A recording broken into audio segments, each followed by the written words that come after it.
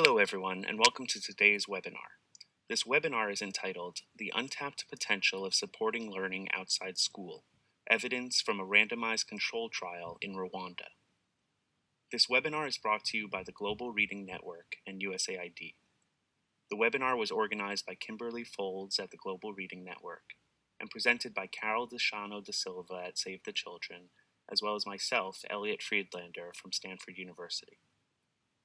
Due to technical difficulties, this version to which you are currently listening is a re-recording of the live webinar presented on October 26, 2016. During the live version, attendees posed questions during the presentation. This current recording will incorporate answers to those questions directly into the presentation. In today's webinar, we will first hear briefly about Save the Children's Literacy Boost program and its broader approach to literacy programming around the world.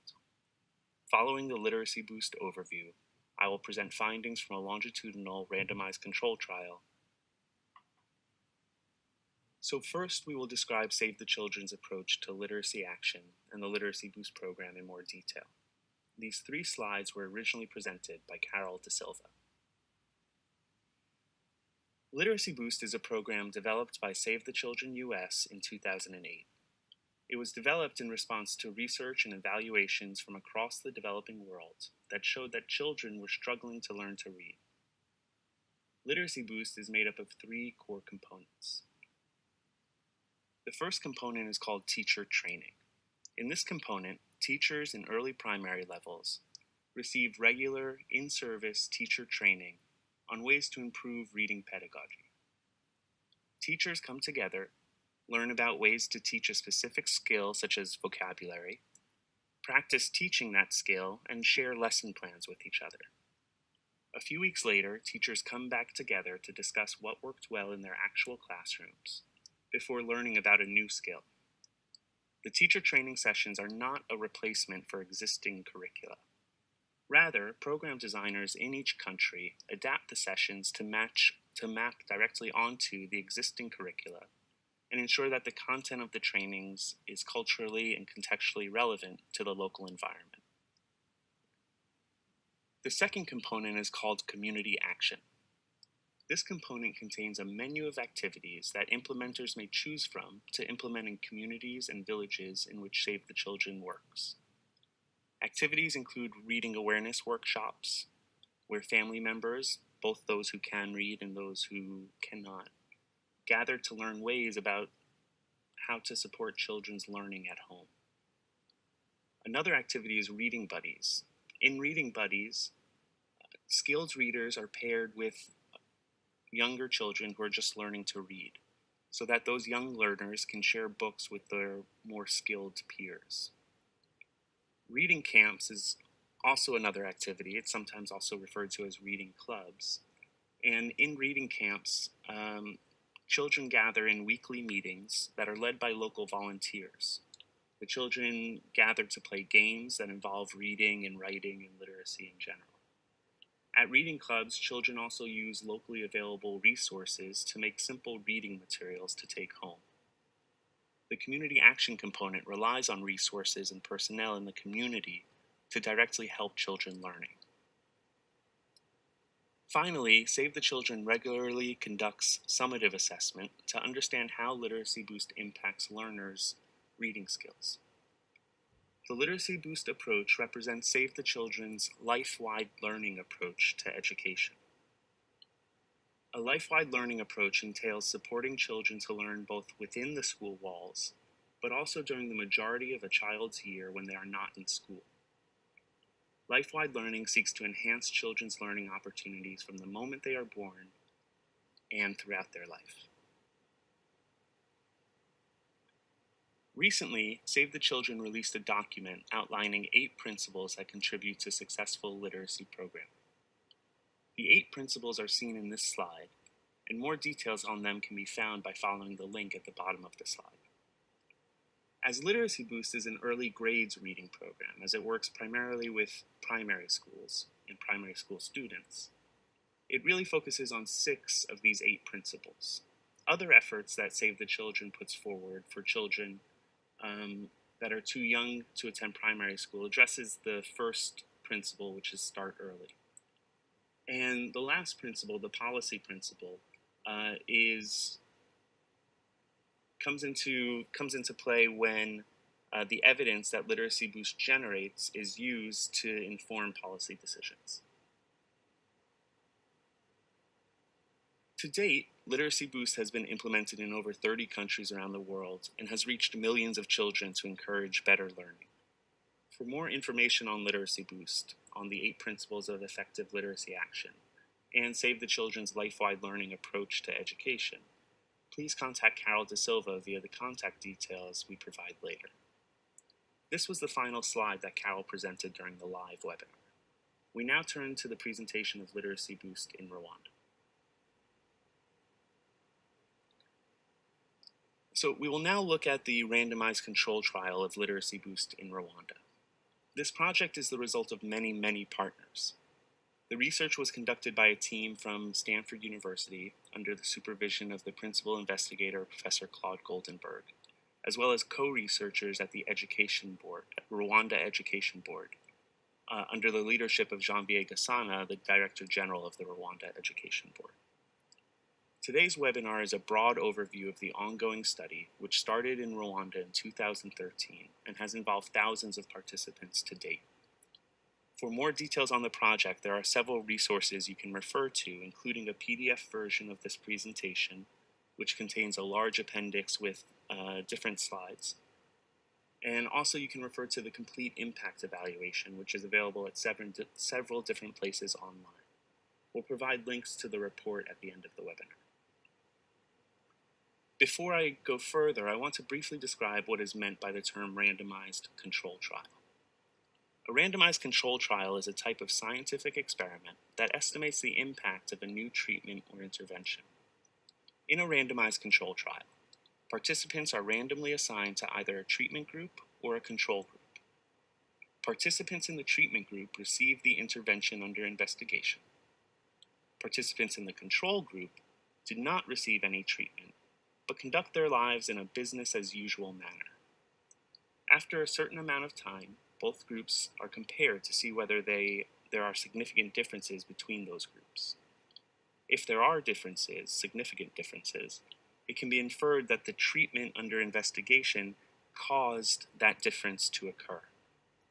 Randomized control trials are often referred to as the gold standard of quantitative research into how a treatment can cause observed change. Many education interventions across the world seek to improve children's learning experience in school. This can include improving teaching, improving the curriculum, improving textbooks, and other school-based improvements. We call these school-based efforts a school-only approach to supporting learning. As mentioned earlier, Save the Children strives to extend learning opportunities far beyond the school walls, and we refer to this as a life-wide learning approach. This study is designed to compare the school-only and life-wide learning approaches to improving education. In Rwanda, school is open for 180 days a year. Instruction is provided for 4 hours each day of those 180 days. Using this official calendar, we calculated that students in Rwanda can benefit from school-based supports to learning during 14% of their waking year. Therefore, students in both the school-only approach and the life-wide learning approach would benefit from school-based supports for a maximum of 14% of their waking year.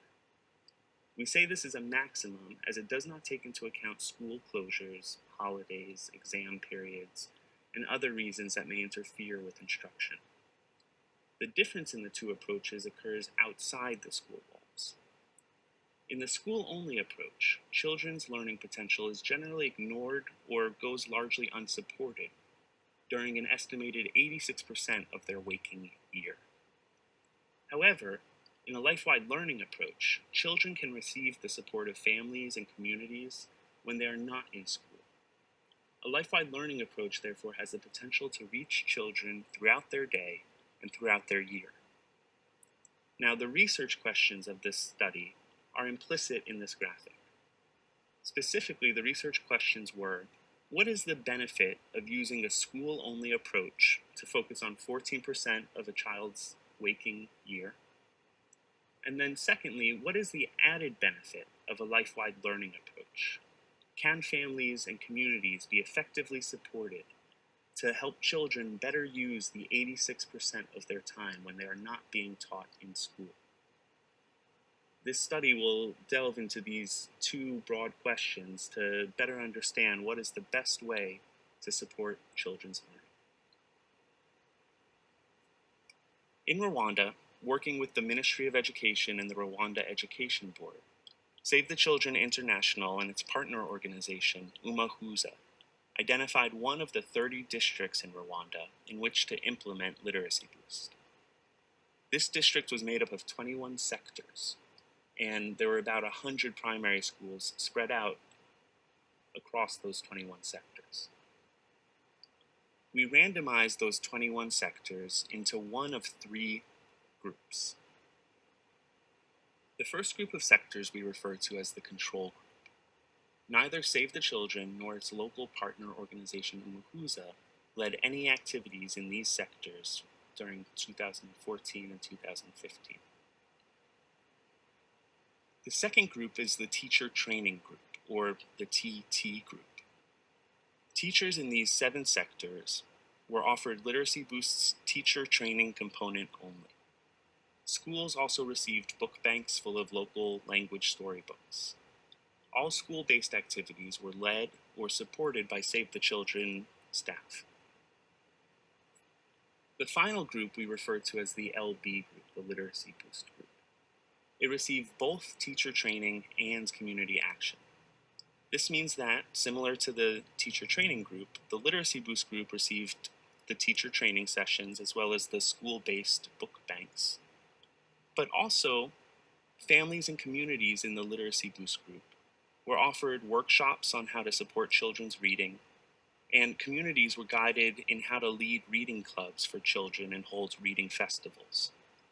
These activities were led by community volunteers who were trained by a local non-governmental organization named Umuhuza. Umuhuza is a partner organization of Save the Children. Therefore, the control group represents a school-only approach to education. The control group received school-only supports from the government. Now, it's important to note that one of these supports from the government included the Language Learning and Literacy Initiative. This initiative, which is commonly referred to as L3, was implemented in partnership with the international NGO EDC and supported by USAID. L3 activities included curriculum revisions, rewriting of textbooks, and also revising other curricular materials. The L3 initiative also created interactive audio lessons for children in lower primary levels. The L3 initiative and its activities occurred simultaneously with Literacy Boost, and L3 was actually uniformly implemented across all of the 3 groups in our study. Since L3 was implemented uniformly across all the treatment groups, we are unable to state categorically how L3 may have impacted our findings. We don't have a comparison group to look at to see what would be the impact of our program in the absence of L3. However, if L3 improved reading instruction and learning, one possibility is that the presence of L3 would diminish any possible impact we would see from Literacy Boost. That is, in the absence of L3, it is possible that the findings that I will show you later would actually be greater because the schools in the control group were not receiving support via the L3 initiative. Now, the teacher training group received everything that the control group did, as well as the extra teacher training and reading materials at school. So we can say that this is also a school-only approach, but it is enhanced by Save the Children's teacher training activities. And finally, Literacy Boost represents the life-wide learning approach. We used both quantitative and qualitative research to understand the impact of literacy boost treatments. First, we conducted reading assessments at several points in time. In 2013, we randomly selected and assessed more than 2,000 Primary 1 students. Note that Primary 1 is the equivalent of Grade 1 in the United States. We came back 2 years later and found more than 80% of the students that we found in 2013, and we assessed that 80% of students again in 2015. We wanted to understand how literacy boost impacted teachers and classrooms. To do this, we asked teachers to take a survey in 2013 and again in 2015. Many teachers filled out the survey during both years, which allows us to conduct a longitudinal and a cross-sectional analysis of teacher survey results. We also observed a random sample of teachers who participated in the survey to better understand changes in teaching practice. The teacher training sessions included techniques to create a child-friendly and print-rich environment. To see whether these techniques were put into practice, we photographed a random selection of Primary 1, Primary 2, and Primary 3 classrooms in 95 schools across the district, and we compared the print environment of these classrooms. We also visited the homes of a representative 20% of students who participated in the reading assessment.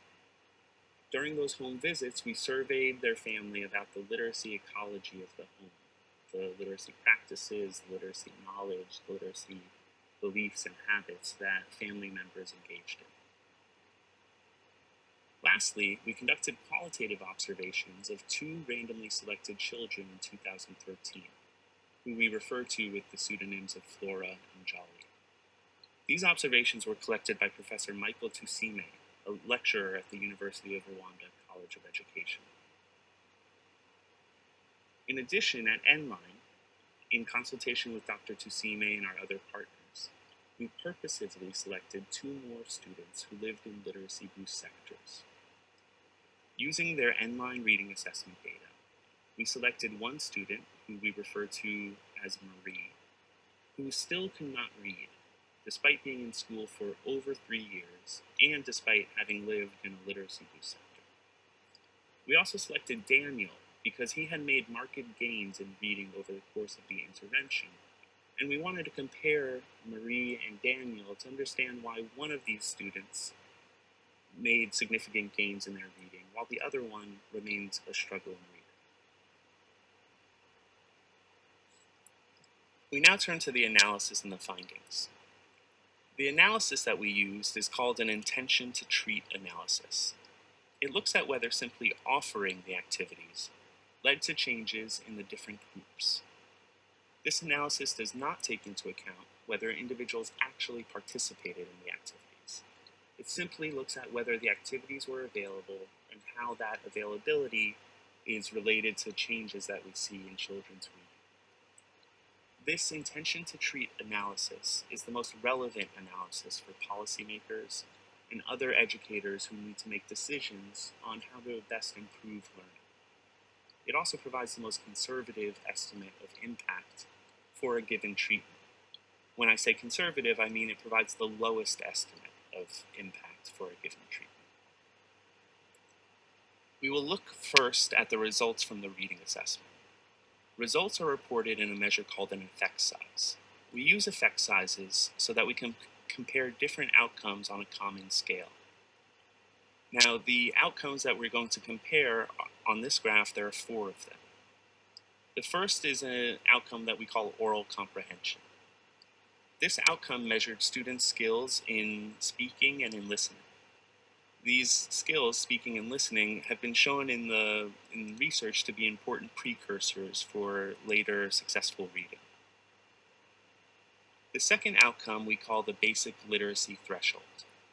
Students earned a 1 on this threshold if they could perform 3 very, very basic tasks.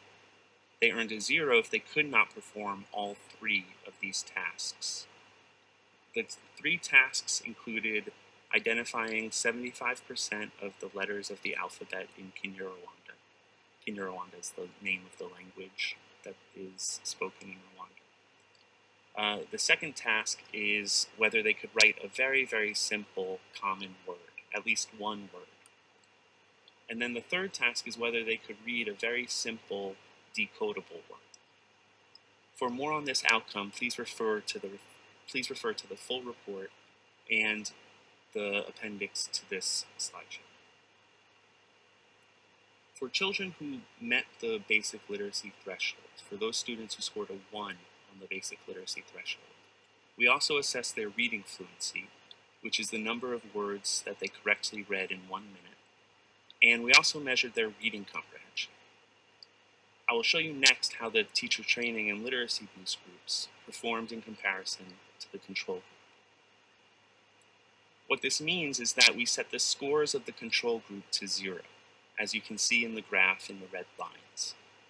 This does not mean the control group scored 0. Rather, it will show how much better the teacher training and literacy boost groups performed. Let's look at the difference between the teacher training group and the control group first. This is the difference between the school-only approach that we saw in the control group and the enhanced school-only approach of the literacy boost group.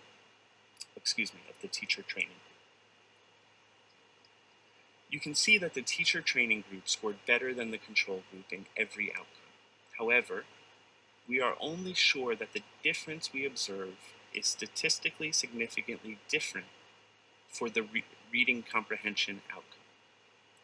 That is, the differences that we see here could have been just a result of chance sampling of different students.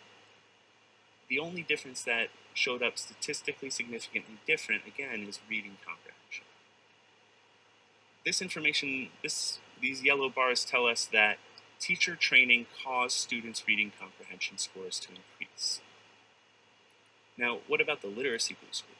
What was the impact of the lifeline learning approach? In 3 of the 4 outcomes, literacy boost students performed statistically significantly better than control students.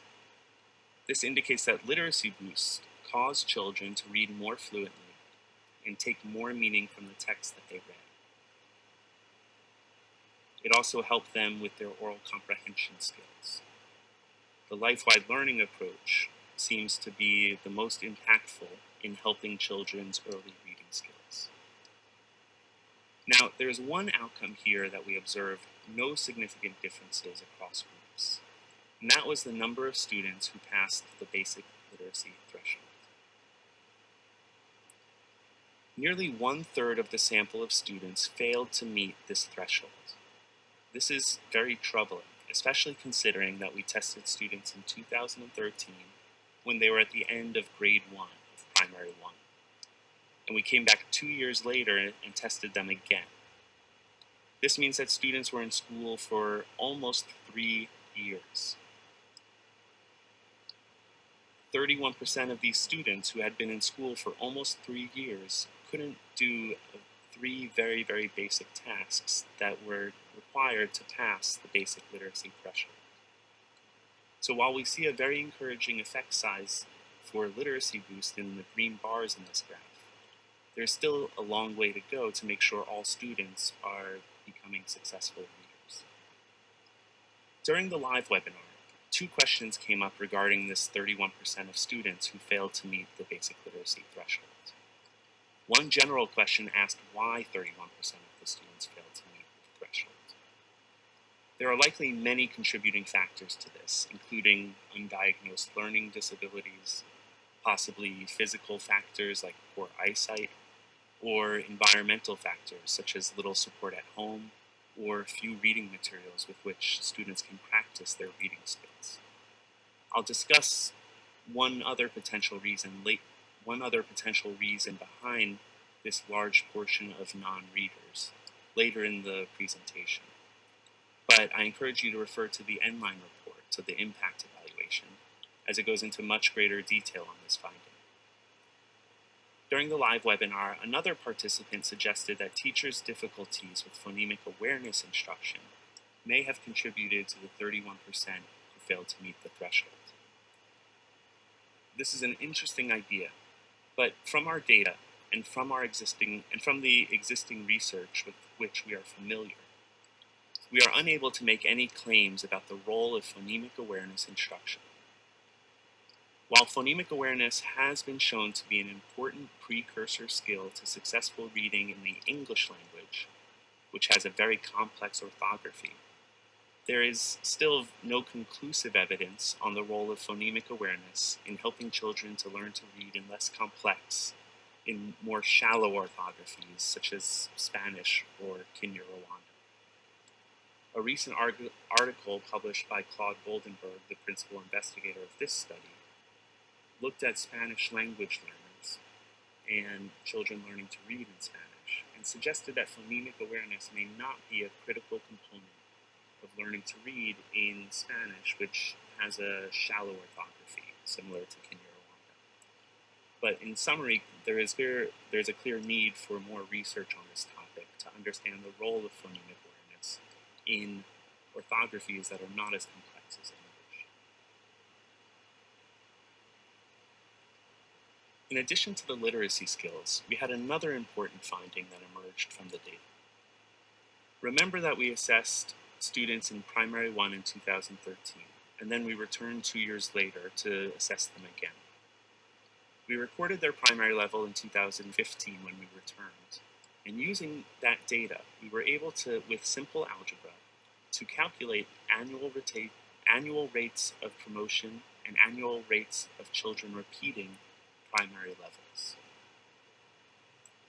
What I will show you are the percentage of students who repeated a primary level each year, and the percentage who successfully graduated to the next primary level. We will ignore the 20% of students that we did not locate to assess in 2015, because we cannot say for certain which level they might have been studying in. As you look at these findings, please keep in mind that these are very reliable data, because even though they come from a small geographic region.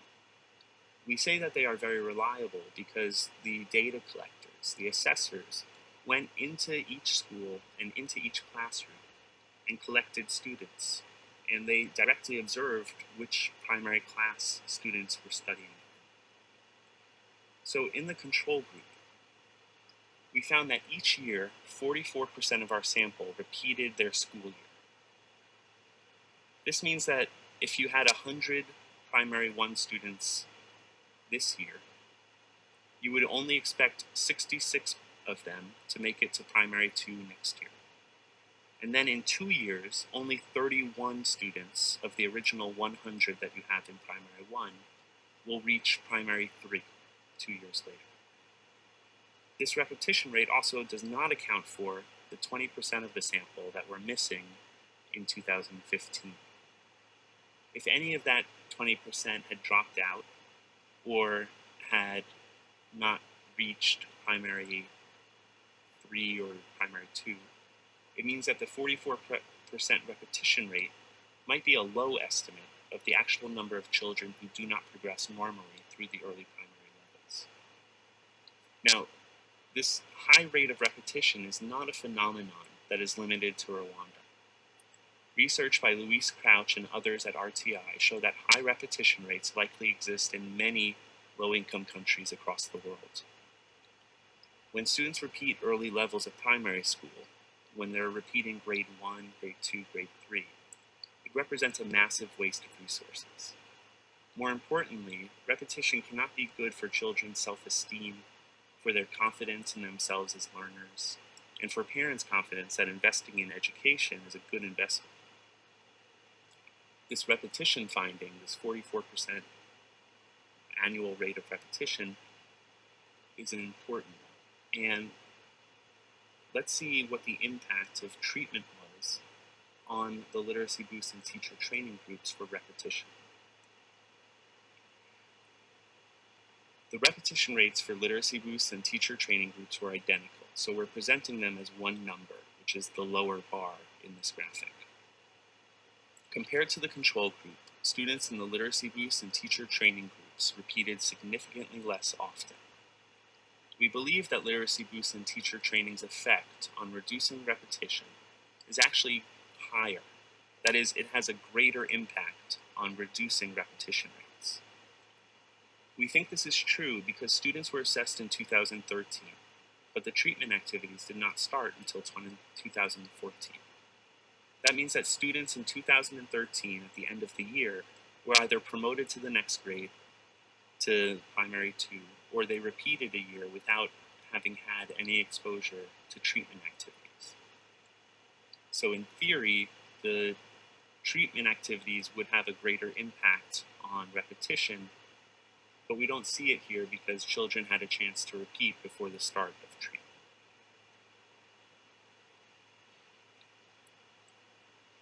We had interesting findings from the teacher study as well.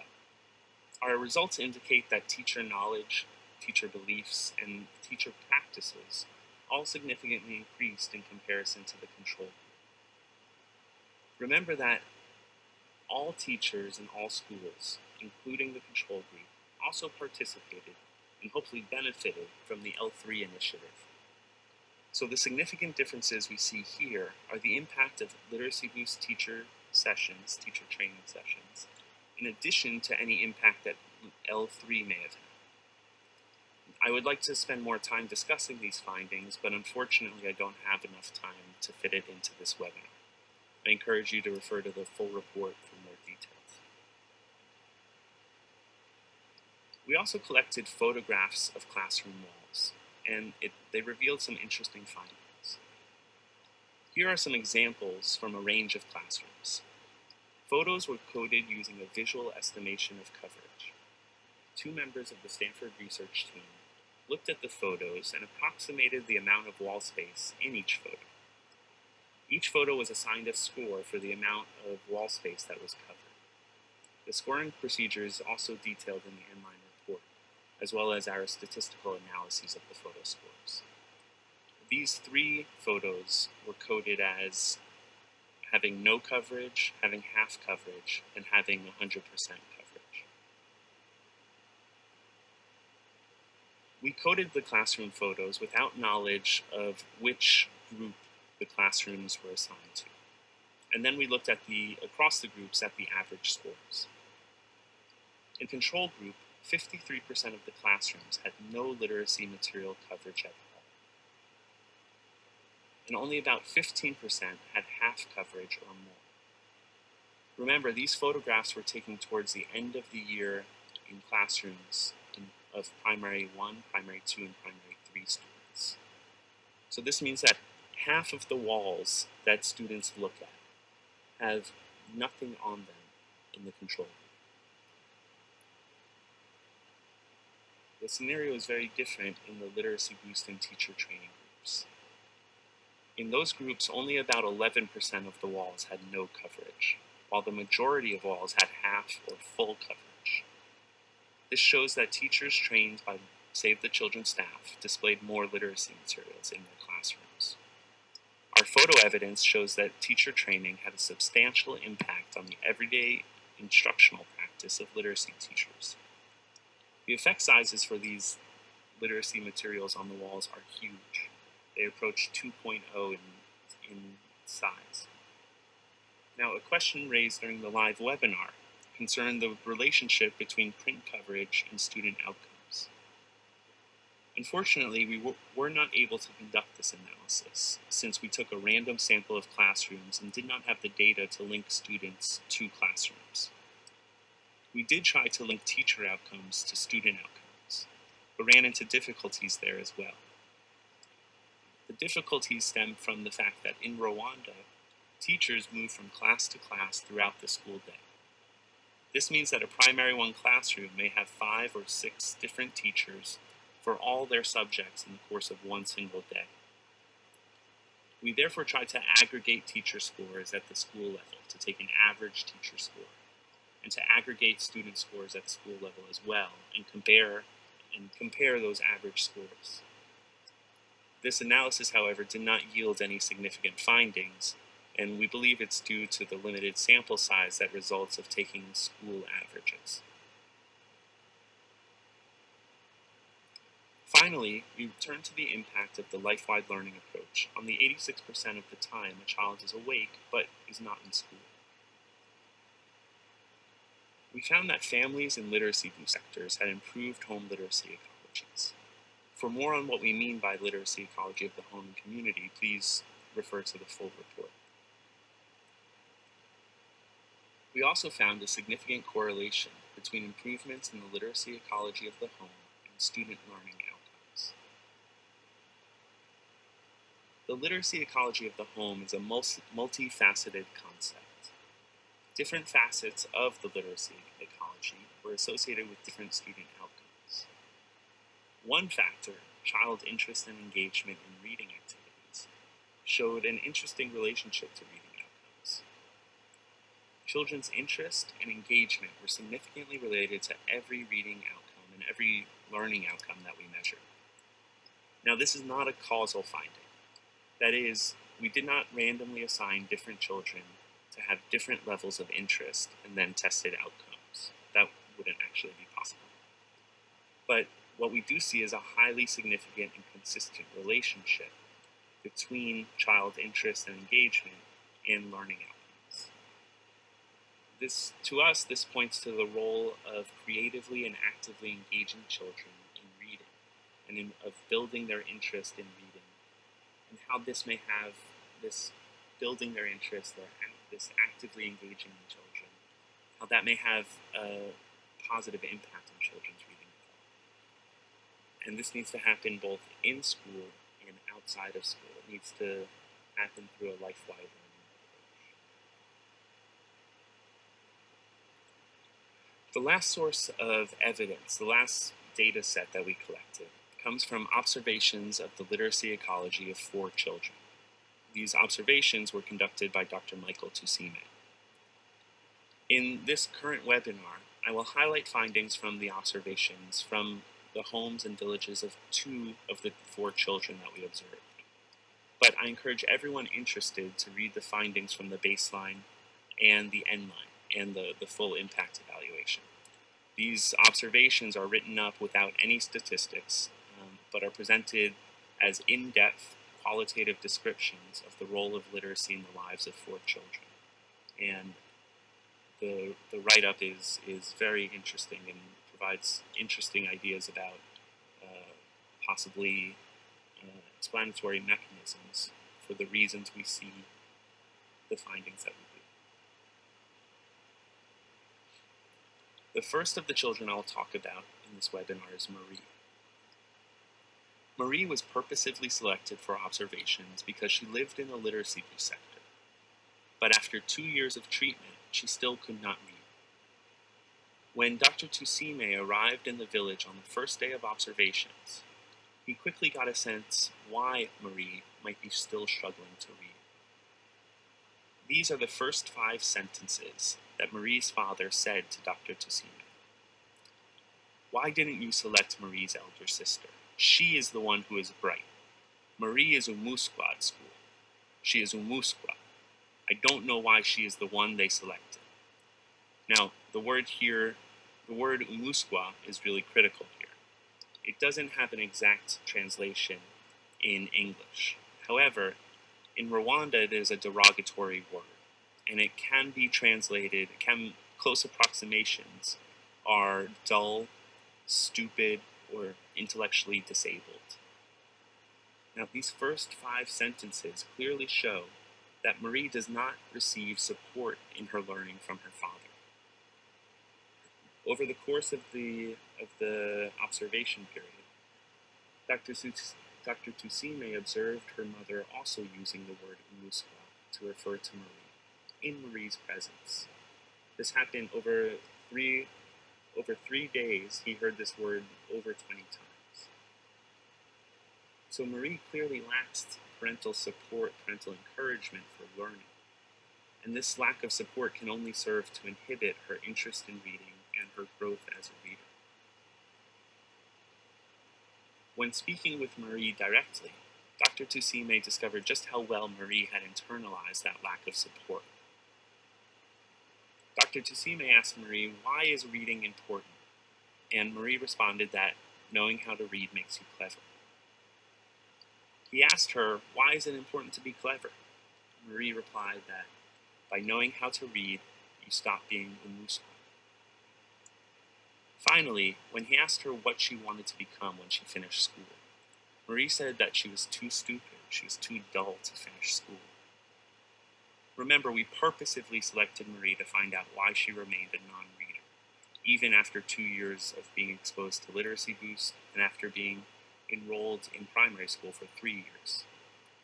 The answer behind why she remained a non-reader that these 2 slides provides is rather unambiguous.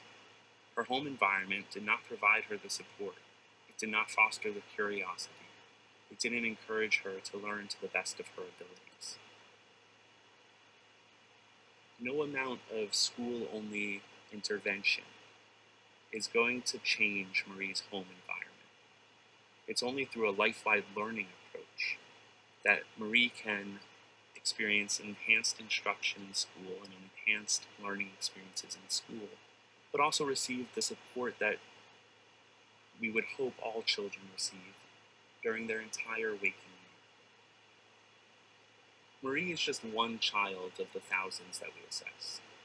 We don't know how many children in our sample have home environments similar to Marie. In the full report, we also visit Jolly and Daniel, who have very supportive families. So I don't want you to walk away thinking that all children in Rwanda are unsupported. There are some incredible families out there doing wonderful things to help their children to learn as to their best possible ability. But we present observations from Marie's home to suggest one possible explanation behind that 31% of students who could not meet the basic literacy threshold. The other child I'll speak about today is Flora. Now, Flora we observed for a week in 2013, and for 3 or 4 days again in 2015. Flora also lived in a literacy boost sector. In 2013, Flora couldn't read or even recite half of her alphabet. The only book she had at home was her school notebook, and that was very dusty, beaten up, and in generally poor condition. In 2013, her parents reported never reading stories to her, or not even having time to read due to the household chores and agricultural responsibilities that were required to keep the family fed and clothed and housed. In 2015, however, we see tremendous improvements. Flora's mother tells Dr. Tusime that in the past, our children had nothing to read during the holidays. Now, Flora has managed to borrow some books and reads many books with interesting and funny stories. The children keep laughing when they are reading, and we also laugh when they tell us about the stories. Suddenly, a household with very low levels of reading in 2013 is sharing books with each other. And this activity of sharing books comes with joy. The family is laughing. Flora, who in 2013 spent her holidays fetching water and cooking and cleaning, now is engaging in fun learning activities at home. In the full report, there is much more evidence of the positive impact that Literacy Boost had in this one household. And though one household cannot represent the thousands that we assessed, this evidence gives us some insight into the possible explanations for the positive impact we saw on children's reading scores. Now, this is an encouraging quote, but even in this quote, we see that Literacy Boost still has more work to do, that we all have more work to do. And this comes from a piece of the quote that I did not read. Flora's mother had reported attending some of the reading awareness workshops, but she still hasn't internalized the idea that any reading practice Flora can engage in is beneficial to Flora's reading. Note that her mother says, but she really does not benefit from these stories otherwise. So while Literacy Boost has significantly impacted Flora's home, the work of encouraging life-wide learning and of helping families and communities to enable their children to capitalize on the 86% of a child's waking year when they are not in school is still far from complete. Before providing some concluding thoughts, I want to leave you with one last quote from Flora. Dr. Tusime asked Flora about her experience in the reading clubs, and this is what she replied. At reading clubs, we learn new things, and when we reach at school, we are able to explain to other students who have difficulties. Students who attend reading clubs have improved their literacy skills. I love it when I am able to explain things to other students. This quote really speaks to the need to embrace a life-wide learning approach to supporting learning. Program implementers tapped knowledgeable readers in the community to lead these fun activities during the reading clubs. And as Flora demonstrates, there is a great demand for these activities in the communities. There is great engagement with these activities and with life-wide learning opportunities in general. These activities offer a greater potential for the positive impact of reading practice, fun reading activities, to be passed on through peers to really help all children learn to their maximum potential.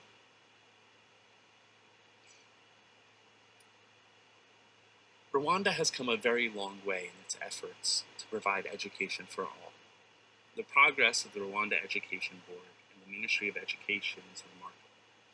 An example of this is the L3 initiative and the more recent new drive to create a competencies-based curriculum. The findings of this study were only finalized and presented for the Rwanda Education Board in late July 2016. The principal investigator, Claude Goldenberg, and the project manager, Catherine Galloway, have also shared the findings with education partners in Rwanda.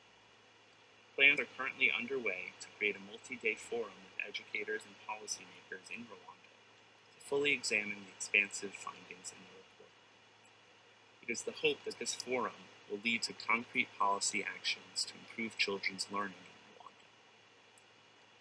But how can these findings be applied to the broader challenges facing not just Rwanda, but scores of developing countries across the world as they strive to ensure quality learning for all children? Generalizations made from randomized control trials must be made cautiously, because contextual factors can alter program impacts in different settings. But the overall general finding of this randomized control trial of Literacy Boost in Rwanda is generalizable. That finding is that a life-wide learning approach, one that maximizes children's learning opportunities throughout their day and year, holds the greatest promise at helping all children fulfill their learning potential. I'm going to say that again. A life-wide learning approach which maximizes children's learning opportunities throughout their waking day and their waking year holds the greatest promise for helping all children fulfill their learning potential. It is highly unlikely that continuing to narrowly focus on the 14% of a child's waking year when they are in school will dramatically improve learning. All of us working to improve education, including ministers of education, policymakers, donor organizations, and others, must acknowledge the limits of the school-only approach. We must find ways to maximize life-wide learning opportunities around the world so that the constant learning opportunities that occur during 100% of the child's waking life do not go to waste. As Dr. Amy Jo Dowd and her colleagues at Save the Children have been saying and have been writing about for years, a life-wide learning approach to education is our best bet for equitable educational outcomes. Life-wide learning approaches have the potential to reach all children, from newborns to children with disabilities to children who may never have enrolled in school at all. A life-wide learning approach promises the greatest possibility of actually achieving a quality education for all.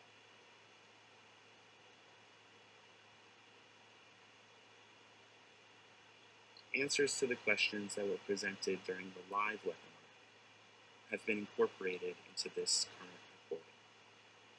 This slide and the next contains the links where you can find more information on the study. Thank you for listening to this webinar, and thanks to the Global Reading Network again for hosting it. We could not have conducted this research without our partners at Save the Children International in Rwanda, Save the Children UK, Save the Children US, Umuhuza, without our co-researcher, the Director General of the Rwanda Education Board, Jean-Diego Sana, without the oversight of the Rwanda National Ethics Committee, and without the support of funders like Comic Relief and the Bernard and Irene Schwartz Foundation. My team at Stanford University included Professor Claude Goldenberg, Saima Malik, Sen Zhou, Angela Sun, Catherine Galloway, Kiju Cha, Erin Rod, Nicole Arshin, Daniel Klazik, and Rachel Baker. We received guidance from Professors Ed Hartle and Thomas Dee. We are incredibly grateful for the generosity of our participants, for the time and information provided by thousands of students and hundreds of families, teachers, and community members who participated in this study. For further information about the randomized control trial, please visit the websites on this slide or contact us at the email addresses provided.